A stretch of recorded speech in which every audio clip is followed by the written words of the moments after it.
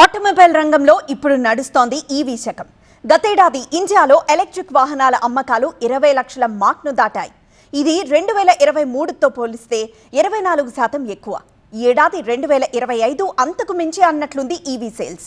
ఈ ఏప్రిల్లో 12,319 ఎలక్ట్రిక్ కార్ల అమ్ముడైతే గత ఏప్రిల్లో 7,777 కార్ల అమ్మకాలు జరిగాయి. ఇది 58.40% వృద్ధి.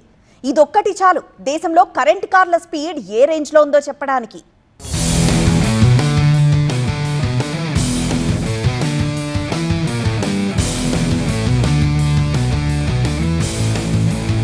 తక్కువ ఖర్చు, ఎక్కువ దూరం, సుఖవంతమైన ప్రయాణం, ఇదేగా సగటు వాహనదారుడి ఆలోచన ధోరణి.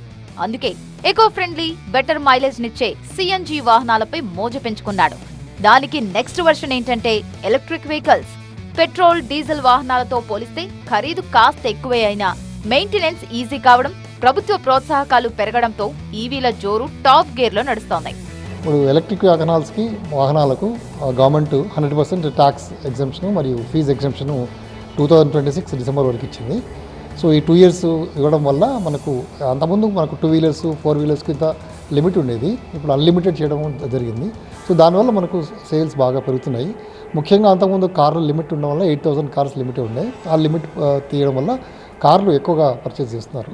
ఇప్పుడు ఛార్జింగ్ స్టేషన్స్ కూడా అన్ని చోట్ల బాగా పెరగడం వల్ల ఛార్జింగ్ ఫెసిలిటీస్ కూడా వస్తాయి. సో రాను రాను ఎలక్ట్రిక్ వెహికల్స్ బాగా పెరుగుతున్నాయి. 2 వీలర్స్ 4 వీలర్స్ రోజు కనీసం ఒక 40-50 రిజిస్ట్రేషన్ జరుగుతున్నాయి. ప్రపంచవ్యాప్తంగా ఎలక్ట్రిక్ వాహనాల మార్కెట్కు హాట్ స్పాట్గా మారబోతోంది ఇండియా. దిగుమతి సుంకం తగ్గించడం, దేశీయ తయారీని ప్రోత్సహించడం లాంటి చర్యలతో తగ్గేదేలే అంటోంది ఈవీల సేల్స్. పర్యావరణ అవగాహన పెరగడం, తక్కువ నిర్వహణ ఖర్చులు, ఇంధన ఆదా, స్మార్ట్ ఫీచర్లు, ఇంతకంటే ఇంకేం కావాలి అంటూ ఈవీ వైపే చూస్తున్నాడు సగటు వినియోగదారుడు.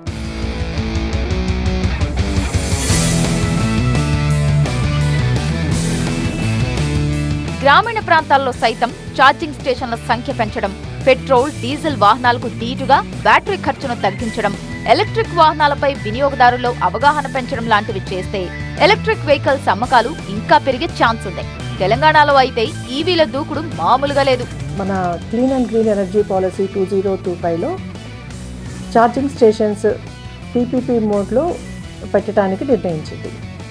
దీనివల్ల మన రాష్ట్రంలో ఛార్జింగ్ స్టేషన్ సంఖ్య బాగా పెరగనుంది.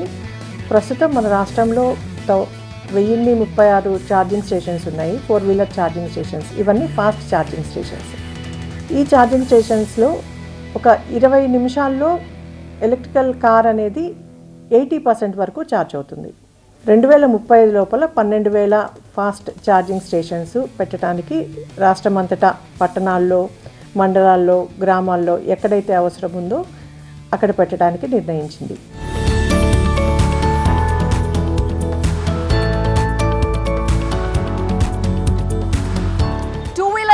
అమ్మకాల్లో తెలంగాణ దూసుకుపోతోంది. Ola electric, TVS motors, Bajaj auto లాంటి కంపెనీలు హైదరాబాద్లో పెట్రోల్ వెహికల్స్కి ధీటుగా తమ ఉనికి చాటుకుంటున్నాయి. ఇక ఆటోలా కనిపిస్తాయి కదా ఈ రిక్షాలు, ఈ కార్టు, వీటి అమ్మకాలు కూడా పెరిగాయి. దీంతో దక్షిణ భారతదేశంలోనే ఈవీ అడాప్షన్లో తెలంగాణ ముందంజలో ఉంది. ఇక ఆంధ్రప్రదేశ్ విషయానికి వస్తే ఏపీ అంత లీడ్లో కనిపించినప్పటికీ 50% వృద్ధి రేటు పెంచేందుకు చర్యలైతే చేపట్టింది. ఈవీ అడాప్షన్ ఎంకరేజ్ చేయడానికి అనేక విధానాల్ని, అనేక చర్యల్ని అమలు చేస్తోంది. మొత్తంగా రోడ్ ట్యాక్స్ ఎగ్జంప్షన్, అలాగే 0 రిజిస్ట్రేషన్ ఫీజు, ముఖ్యంగా ఎలక్ట్రిక్ వెహికల్స్ అనగానే ఛార్జింగ్ స్టేషన్లే ముఖ్యం. సో ఛార్జింగ్ స్టేషన్లు పెంచడం, ఇలాంటి చర్యలతో ఈవీకి డిమాండ్ ఒక్కసారిగా పెరిగింది. Tesla, Mercedes Benz, Kia, Hyundai, Skoda లాంటి గ్లోబల్ రేంజ్ బ్రాండ్లు సైతం ఇండియాలో ప్లాంట్ల ఏర్పాటుకు మొగ్గు చూపిస్తున్నాయి. స్వదేశీ బ్రాండ్ టాటా మోటార్స్ కూడా ఎలక్ట్రిక్ కార్ల మార్కెట్లో టాప్లో ఉంది.